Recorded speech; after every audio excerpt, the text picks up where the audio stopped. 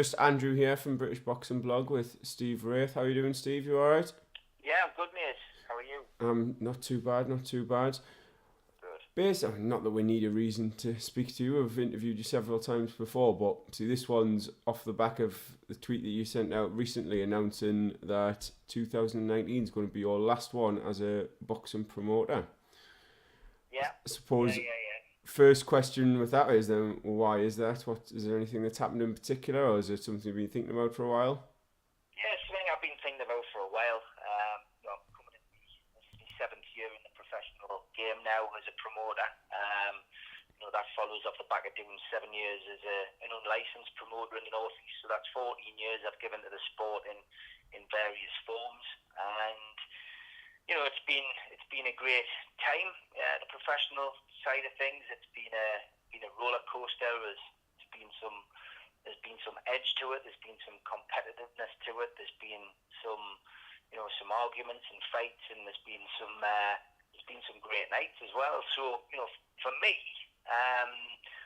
I set out to achieve one thing, and that was to help bring big time boxing back to the Northeast, and to try and rejuvenate the sport, which really had more or less died off. I mean, we had Phil Jeffries and Tommy Conroy, who were, still attempting to keep the fire burning, but, the Northeast is a big place, and Phil was doing a great job, but it just wasn't reaching Newcastle and Gateshead, and I just picked up the baton, tried to relight the fire and relight the spirit in Newcastle and Gateshead in the Northeast, and, I feel like I've done that now, and I just, I'm somebody who's lived my life, in this way. I set out to achieve my goal, and then if I feel like I've achieved the goal and I feel like I'm standing still and I can't go any further, then I'll cut the safety net and I'll move on. And there's no other reason than that. I mean, there's certainly not a straw that brought the camel's back. There's always, and most people will tell you this in boxing, there's never a week goes by when you're involved in the sport where there isn't maybe something that upsets you or something that makes you want to pack it all in or whatever. And this week, I'm going to be honest, hasn't been any different. There's been a couple of situations which this week have just made us think, this is just ridiculous. But ultimately, I've been thinking about it for about 6 or 7 months, and probably truth be told, when I go into something, I probably think about how long I'm going to be in it and how long it's going to work, and how long I'm going to be doing it. But I think the statement and the tweet that I put out is quite simple. I've decided that when it comes up for renewal in July, which is me, the end of my license, my current license, that I'm not going to renew it. I'll remove my bond from the area council, from the boxing board, and then I will renew my manager's license. I've got responsibility to the lads who I've still got, and I'll continue to work with Phil Jeffries. I haven't spoken to Phil yet. He did try to get it yesterday, but I haven't spoken to him yet. But ultimately, I'll still be involved in the sport. I just don't, at this moment in time, because of various commitments as well that I've recently took on. I don't foresee having the time to be able to commit to all the amount of phone calls and emails, etc. that a promoter has to go through to put on a successful show. Yeah, because obviously in the power we've remarked many times about how busy you are and all the different sort of promotions, talkings, activities. Basically, seems like anything in the Northeast, you're involved somewhere along the line. Is it the case of maybe, as you say, you've just sort of not taken on too much, but you've got other irons in the fire that you want to give a bit more focus and priority to? Definitely other irons in the fire. I've took on a role with Hereford Films. Obviously, I'm script advising and working as a consultant and an actor as well on 3 projects at the minute. 2 new career films and the Roy Shaw biopic, which will all be filmed this year. I've been working on those scripts for the last 6 months with Jonathan Softcott and the script writer. So that's taken up a lot of time. I think the other side of it is, the other promotions don't really affect the boxing.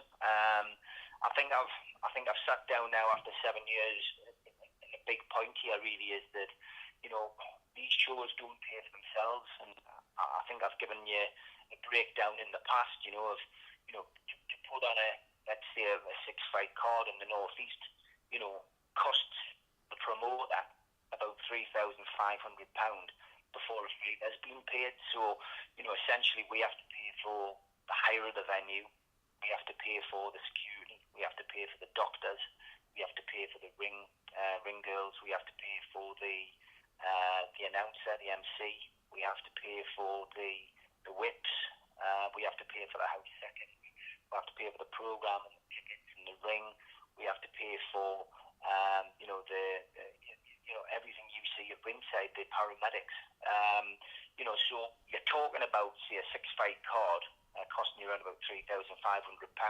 If you step up to 7 fights, between 7 and 10 fights, then you have to get a third doctor. We have to have 2 for anything up to 6.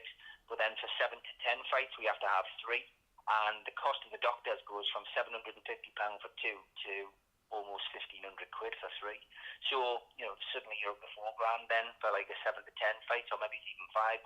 If you can't get a venue to give you the venue for free, then of course that increases it. So, on most occasions, the shows that I've put on have been around about the £5,000 mark. And that £5,000 doesn't come, if it doesn't come from sponsorship, it has to come from somewhere, and we have to go and find that. So I think for me, boxing was always about the ambition and trying to achieve something. But and it was never about making money, because first thing Phil Jeffries said to me when he gave us the leg up into the program was, if you're coming into this to make money, you're coming into the wrong sport. And he wasn't putting us off. He wasn't trying to put us off. He was being honest. And over the 7 years, I've more or less seen that you can't make money unless you've got good sponsors.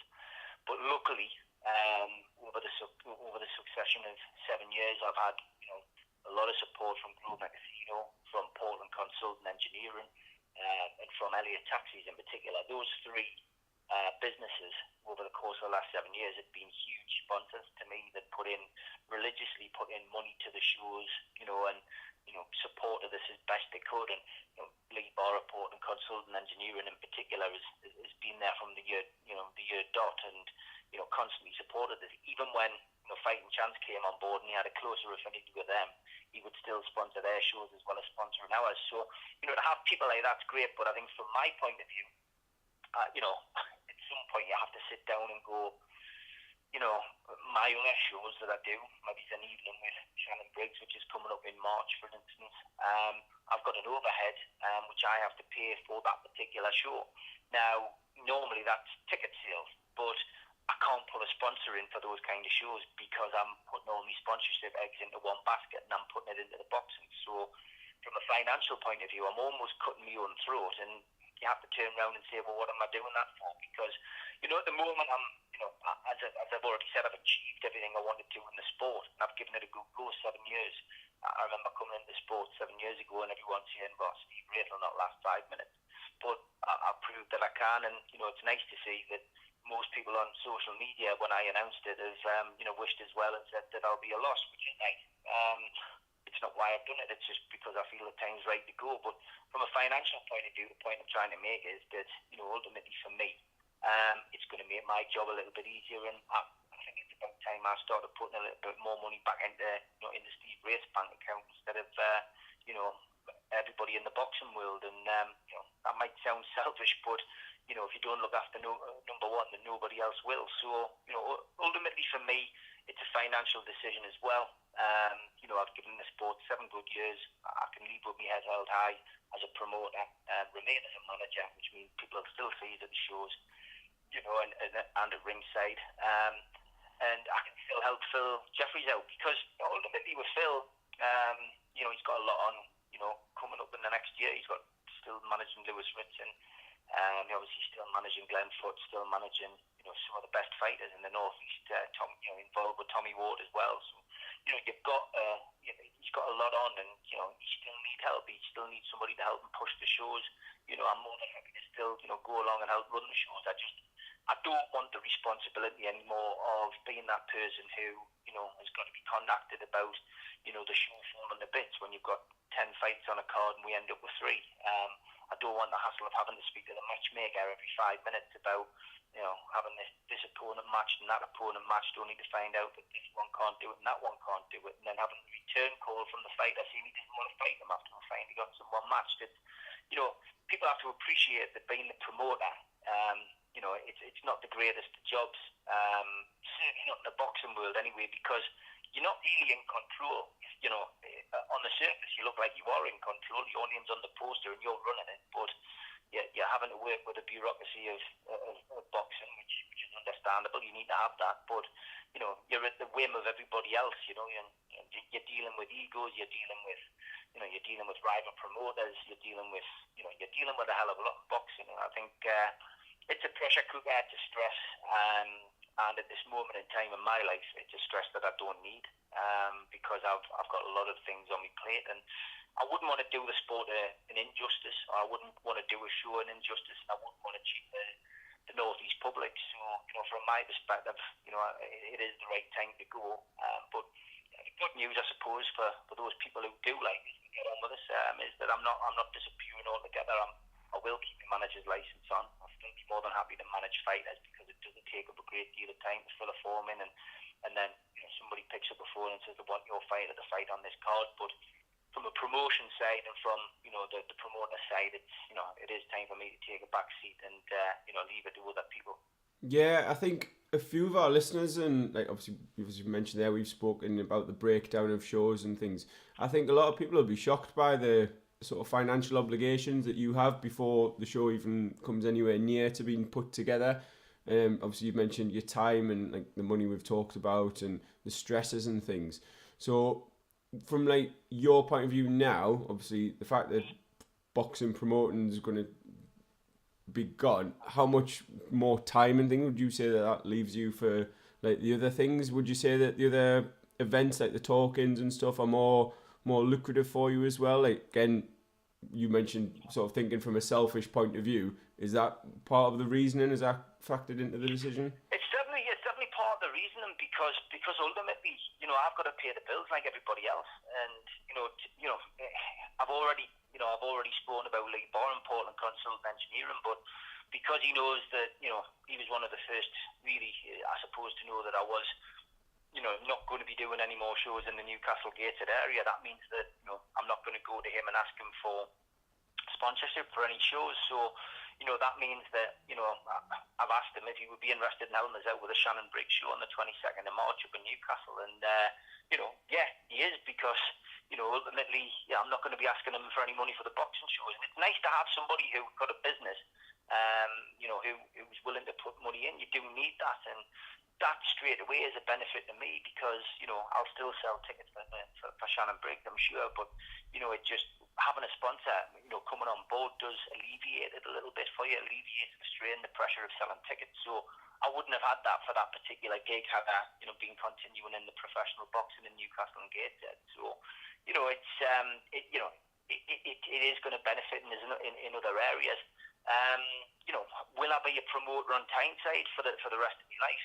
I don't envisage that I will be. It wasn't what I left school wanting to be. I wanted to be an actor, and I wanted to pursue a career in film and television, and I've gone back to that now, and I'm still rising up the ladder in that particular chosen occupation, and my mind is focused more on that, I've got to be honest.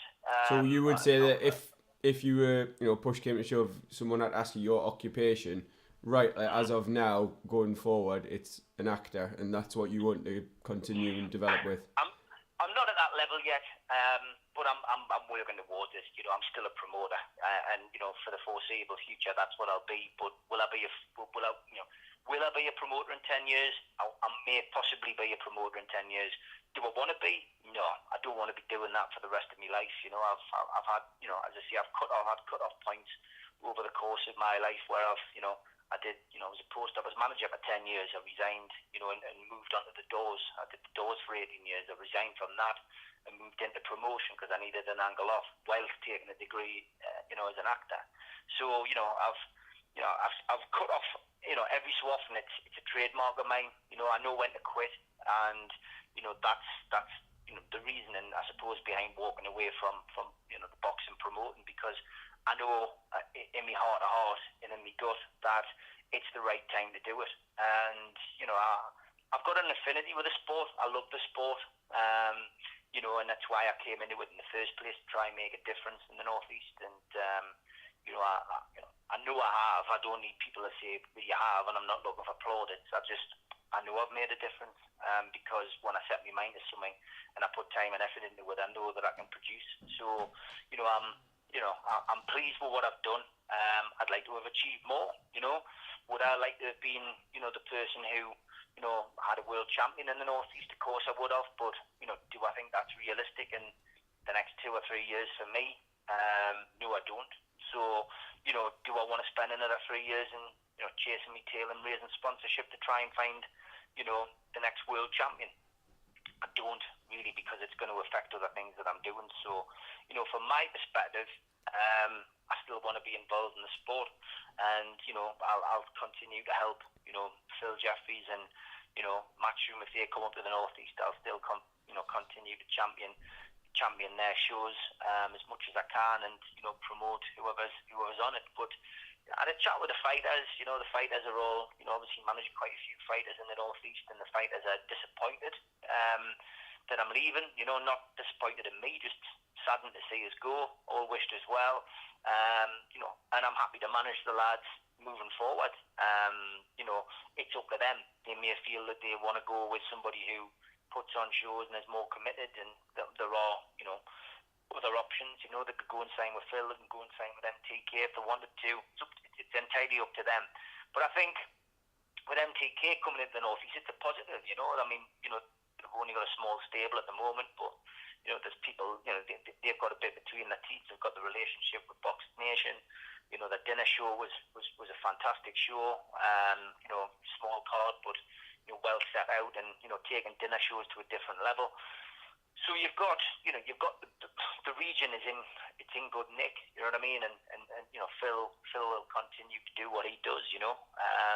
If Phil Jeffries was to say he was calling it a day, I think would be in a bit of a crisis. But he's not going to do that, I don't think. So from our perspective, me and him we made our peace. We set our stall out last year. We followed our heart and went with the Pro Box Northeast brand, and brand there, I'm part of it. I've set it up, and as I said, I'm not just going to walk away from something like that. It's a bit pointless, I think, having Steve Wraith and Phil Jeffries both working under the same banner, and both of us having 10 grand lying in the bloody boxing board's bank account. You know what I mean? So it was never about ego with me and Phil. There was competitive edge when we weren't working together. But I trust the guy now to just say, well, look, from my perspective, I can walk away from it with my head held high. You continue to do what you're doing, and I'll give you all the backing I can, because it's working. Do you know what I mean? It's working, and it's working well. And would I ever come back to it? Who knows? I think if I came back to boxing, it would be because I'd failed in other stuff. So I would have to say that I hoped I didn't come back into the promoting side of things, But let's see what the next few months brings. There's a couple of really good shows on the horizon with the Darlington show, and then Rainton Meadows, and then of course the Stadium of Light in July. I think fight fans in Gateshead and Newcastle will be disappointed that I won't put any more on, but MTK will be putting one on in the area. I've heard rumours of other people putting shows on as well. So if you put them on, good luck to them. But for me, I just don't have the time, to put on one, in Gateshead or Newcastle, even as a farewell show. I'd agree with a lot of what you've said there, Steve, especially the bit about the boxing in the Northeast being in great nick, in really good shape. You've obviously mentioned MTK and Phil Jeffries there, and I'm sure there'll be others that sort of want to get involved, and there's obviously various gyms around the region that we're familiar with. Do you think you going into just solely focusing on the management side of it, the fact that you've already got sort of existing relationships with the promoters and the other sort of the gyms and the trainers in the region is going to help your lads when you're managing, that you can get them on these sorts of shows, and they hopefully won't feel any negative effect of you not putting on your own shows, if that makes sense? I think so. Look, boxing is like life. There's a lot of backstabbers out there.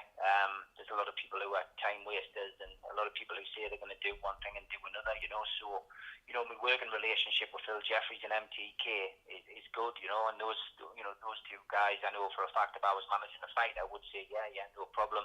You know, we'll get them on the show. You know, they have to sell tickets, but, you know, we'll get them on the show. You know, I don't want to walk away from boxing completely, so I think being a manager and not being a promoter can work in your favour almost, because you're not seen as a rival. Do you know what I mean? You're not seen as somebody who's, you know, you're not seen as a spy in the camp as much. You know, you're a manager. You're somebody who's looking after the interests of the fighter, and I've done that with Lawrence Osawecki. You know, I'm seeing Lawrence tomorrow. You know, to decide what he wants to do. You know, because you know, I only ever put my boxers on 1-year contracts. Yeah. You know, we need to discuss what the future lies for him, and need to try and map his life out over the next 12 months. I've managed to get him a sponsor. You know, he needs a sponsor if he's going to concentrate wholly on boxing. So Rogen Recovery have come on board. They've agreed to sponsor him for 12 months, which is great. You know, which means, you know, there's a financial hole covered for him for 12 months, and you know, that's the kind of thing you can do, I suppose, when you're a manager, not just a manager and a promoter. You know, Rogen Recovery, I would have asked them probably to sponsor shows instead of putting them into one person, but I believe Lawrence can do really well. You know, there's been a couple of offers already from Matchroom for big fights, which we've knocked back because Lawrence is not ready yet for those kind of fight nights. But you know, it shows that he's on their radar in his weight category. So Lawrence is certainly one that, you know, I would like to keep a hold of, and I'd like to pursue. You know, moving him up the ladder as quickly as we can, and getting him ready for those big fight nights, because you know, that would give me a little bit of a different direction with a fight night. You know, I've done it at Northern Area level, but you know, I've done it at British title level when I promoted Anthony Nelson and his win against Terry Broadbent, but I've never done it, you know, at English title, British title level, or world title level. And you know, you never know. You know, Lawrence could get to that level, so you know, it'd be nice to be on that journey with him. But yeah, I mean, it's, you know, it is a hard sport, you know, and ultimately for anybody getting involved in it, you have to have a bit of money, and you have to have a bit of confidence in your own ability, you know. Luckily I had both, and you know, luckily we've managed to, you know, help a lot of people achieve their dreams. And when I look back over the last 7 years, there's some real highlights. You know, Anthony Nelson not only winning the English title in South Shields in front of his own people and in front of my own people, but you know, also to help Anthony get onto the Matchroom card, one of the very first ones that had come up here in a long time, and you know, supporting Anthony Joshua's, you know, tour and winning the Commonwealth title. You know, I mean, that's a highlight. But I think Billy Snaith winning the Northern Area title as well, and you know, helping Jeff Saunders start off his career in such, you know, scintillating fashion. You know, there's been some great moments, you know, over the course of the last 7 years for me personally, and you know, memories which I can sit and look back on with pride. You know, and some great fights. You know, just, you know, some of the shows might not have been brilliant, but some great fights, and some exciting fights. You know, Paul O'Hagan, you know, knocking out Cash Hussein at the O2 Academy, still one of my favourite knockouts. Richie O'Neill sparking somebody down at the Darling Dolphin Centre is another one that stands out. So there's so many nights that you remember for different reasons, and you know, some you remember for bad reasons, like Matthew Razak, you know, refusing to fight and walking out of the venue, and you know, again, you know, something which is out of your control on the night, but you know, yeah, because your name's on the poster, you're then seen as the one that's responsible. Exactly, aye. So I mean, you know, that stands out as well. But then venturing out as well, I mean, not many Northeast promoters. Maybe I'm the only one. I don't know. I've looked at the record books, but you know, taking my license out and, you know, attempting to promote shows elsewhere and going to London and putting on some successful shows down there with fighters who are now getting recognised. You know, I put Zach Chelly on down there with Joe Pyle, and you know, Zach's now starting to make noise on the British circuit. So you know, there's been plenty of different things that I've done, and you know, not just doing it in my own backyard like Newcastle and Gateshead, but getting out and doing it elsewhere. And it's been an enjoyable ride and enjoyable experience, and I've tested my ability as a promoter, and I think I've passed with flying colours. Yes, you've just listed like most of the fighters I was going to mention and ask you about, to be honest, and all those sorts of moments, like the highlights. With regards to your current crop, are you planning on meeting all of the lads in person or speaking to them directly, as you mentioned you're going to do with Lawrence?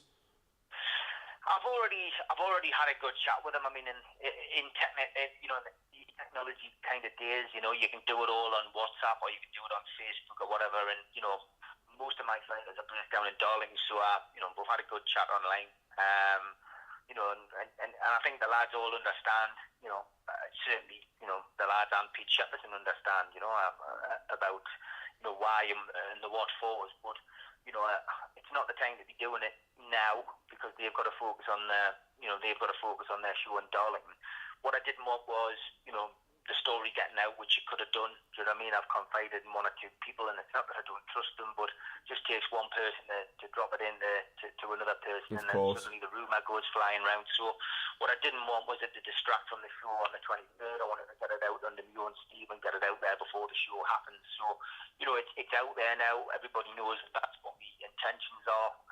I also wanted to do it that way so that, nobody managed to, maybe talk us around or persuade us or whatever, I just wanted to make a decision, and that's final. I think, the fighters in Darlington understand, and, Pete Shepperson trains them, he looks after the lads, and, they'll be quite happy to stay with me, the lads down there, as long as the fight doesn't get. I think it might be a bit different, I think they will be disappointed, and the fact that there's going to be less shows in the Newcastle and Gateshead area would suddenly leave them high and dry. But I manage Lawrence and I manage Thornsby. The rest of the lads I manage down in Darlington will still be able to get out and fight on like the Wraith Meadows show and the Sunderland show, and it shouldn't affect them too badly, Yeah, makes sense, to be honest, Steve. With like speaking to you now, it honestly just sounds like there's a weight sort of being lifted off your shoulders. There's a question I've got, because I've always wondered about those that are boxing promoters and managers. Is there a bit of a conflict of interest there between those two roles? And how have you managed to like juggle it? You just sort of hinted at that earlier when you were saying about getting sponsors, just for your fighter, just for Lawrence Oswecki there as his manager. Whereas if you were the promoter, you'd obviously have half an eye on the show and getting the show up and running. You're certainly right about the weight being lifted off my shoulders, because it's been on my mind. It's been on my mind for 6 months. So from my point of view, I think you look at it and you go, you've got to make the decision at some point. And when I put it out there, it did feel like the weight was lifted off my shoulders. I do feel happy in my decision. So you're right on that score. I think with conflict of interest, I did think about it a lot before I became a manager, because obviously the way that it worked for me was that I had to have a license with the Boxing Board of Control for 3 years before I could take up the next role. So I had to be a promoter for 3 years before I could apply for a manager's license. So it made it a bit difficult, because obviously the competitors up here knew that I was going to eventually take a manager's license. And it meant a lot of people were going to sign up fighters just before I took the manager's license there, which did happen. So, it meant that I had to wait a little while to sign my first fighter. And if you remember, my first fighter I signed was Neil Hebber. And, he was based in Darlington, and it took a while before I actually signed my first Newcastle-based fighters, which of course were Anne Thornsby and Lawrence Oswecki. So, but yeah, the conflict of interest thing it is interesting, and I had thought of it a lot prior to becoming a manager in that 6 months build up to becoming a manager. But it doesn't really affect things. I found it didn't affect me anyway, because ultimately you can decide on what you want to do, and you can be the person who makes it a conflict or not. So I think as a promoter, you decide who's on your bill, you decide who your fighters are going to fight, and it's just keeping the job right between your fighters and when you're putting them on a show. And there's no real conflict of interest. I think if you get higher up the ladder and you're in the position of Eddie Hearn or Frank Warren, I think maybe it's a bit more of a conflict of interest, and suddenly there becomes, let's say for instance Anthony Joshua wants to fight, Tyson Fury, then, there can be conflict of interest there because, neither of these promoters really gets on, and, that fight's probably never going to happen, unless one person gets what they want and the other person gets what they want. There's no in between, it's, and that affects the fighters, and that affects the fighters as well. So it doesn't really happen at local level, I don't think. You'd hope not, anyway. I mean, just from what you said, obviously it's the promoter it's their job to put on the show, and you've talked about all the sort of decisions and things they've made.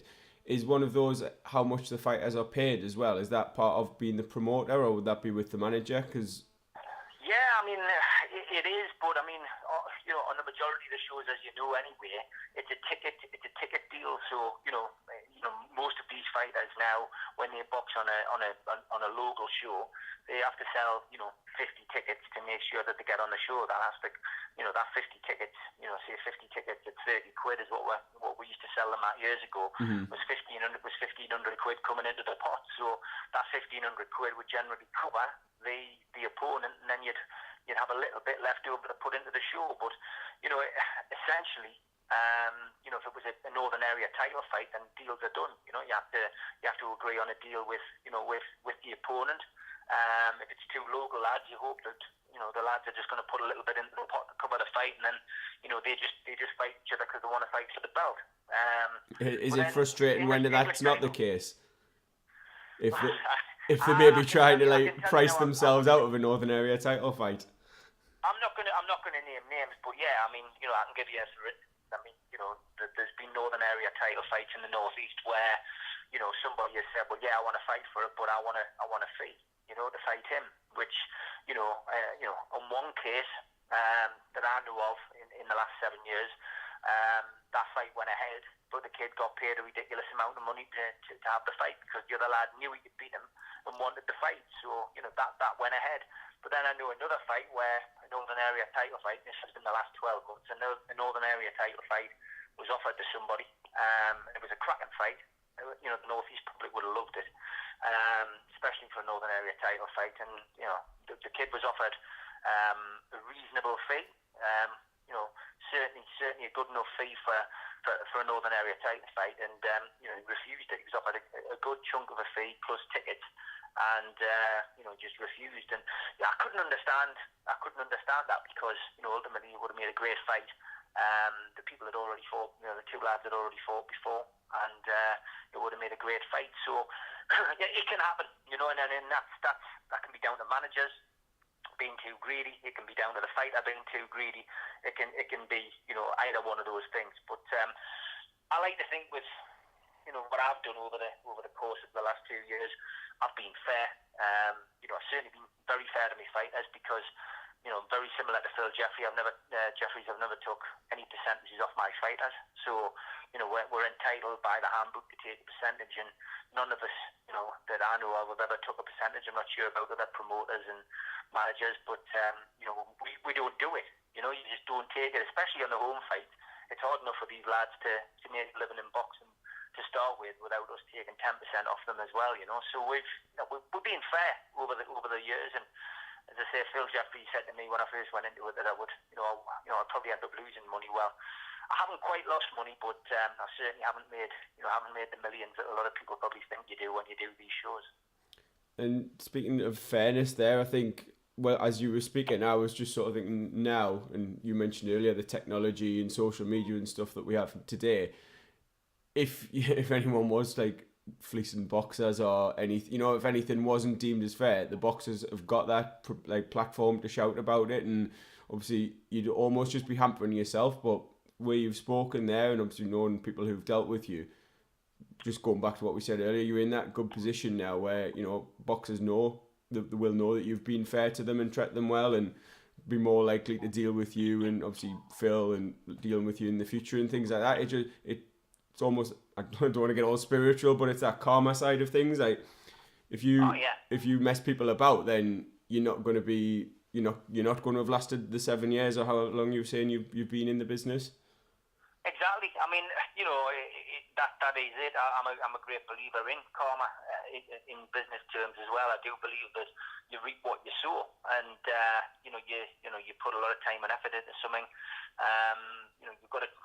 and you're involved in a sport, you have to treat people properly. And you know, the lads in the sport, locally, I've always tried to look after them as well. You know, I mean, you know, Spud Bullet and Andy Wild for starters. You know, the two whips who are probably anonymous figures to boxing fans, but you know, if it wasn't for those two guys, then, you know, and James, who comes along and helps them sometimes, Spud's son, you know, those three guys, you know, I learned very early on in boxing, just let them get on with it. They run the show for you. You know, they come in, they're there for the weigh-in. They basically, you know, if there's any discrepancies in the weight, they'll make the deals with the trainers and make sure that, you know, that we pay what we're supposed to pay out. If there's somebody a couple of pounds over, usually Badger is that. But it was, you know, there's always deals done where, you know, where it's laid out and it's done properly. From our perspective, those guys run the shows though. They're good lads.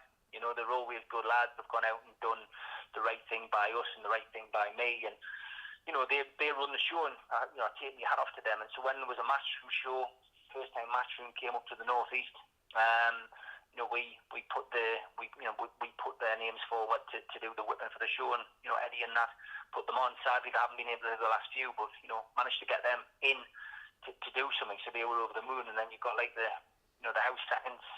You know, I've always tried to use Paul Charters and Colin Innes, you know, two lads who boxed in the northeast and northern area title level and did the northeast proud. You know, they've been my house seconds really for a long time now.